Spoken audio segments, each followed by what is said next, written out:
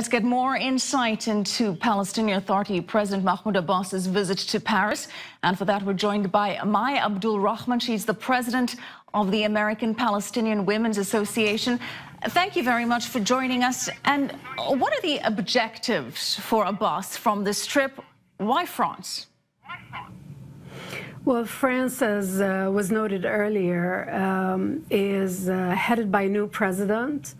And Hollande had a kind of an active hyper-interest in solving the Palestinian-Israeli issue. And I think it's important for the Palestinians to figure out what would happen from here on. France initiated all these international,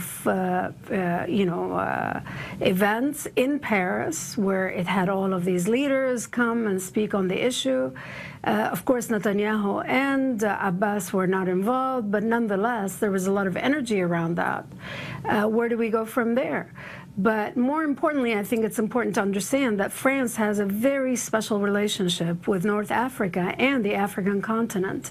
And the Palestinians, despite all of the issues and the interest of Israel to really get closer to the Africans and the African Union, the Palestinian issue is front and center, whether it's for the South Africans or whether it's for Nigerians, whether it's for Algeria, Tunisia. So not surprisingly, France would be interested in kind of holding talks with a partner of some sort. And as you will know, that Abbas is right away going to Tunisia. It's not an accident.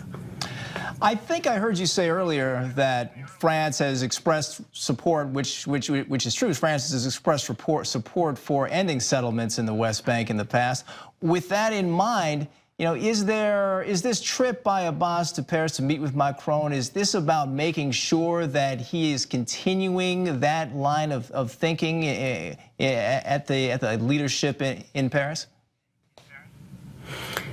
There are two. I think Abbas is under a tremendous pressure. I mean, clearly indications suggest all over that the settlement expansion continues on no matter what. And the opportunity for a two-stage solution is slipping. And there are two parties in Israel. It's right versus very right, While in the Palestinian community, there's a greater pool of diversity of opinions. There are people who are talking about nonviolence, BDS, the PLO. It's a much more vibrant, and it's not so set. Nonetheless, he's not in a good position because of the fact that he can't deliver a peaceful resolution and an end to the occupation in the West Bank and Gaza. So he's trying to garner as much support as he can. What is the Palestinian proposition in terms of resuming peace talks in exchange for Israel halting settlement activity in the West Bank? What are the Palestinians willing to do to come to the table to show some concessions? Look, I mean, I've heard, and probably you've heard it over and over again, what the Palestinians have, the many opportunities that they have lost. But what I would argue is that how many opportunities have the Israelis have lost? But in a fresh opportunity now, trying to reinvigorate peace talks with President Trump showing interest, with going to the French president, what are the Palestinians saying that they would do as a sign of goodwill?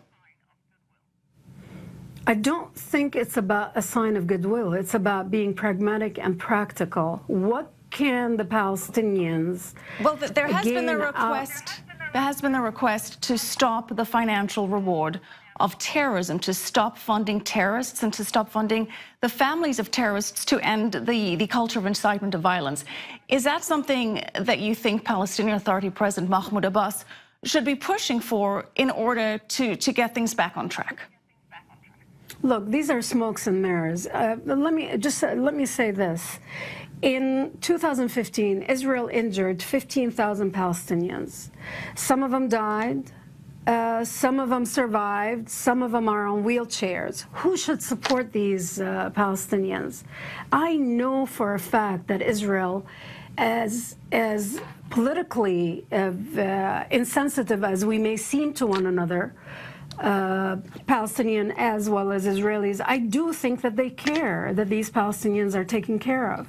Now, there is an issue of people who intentionally go out, plan, and hurt innocent people.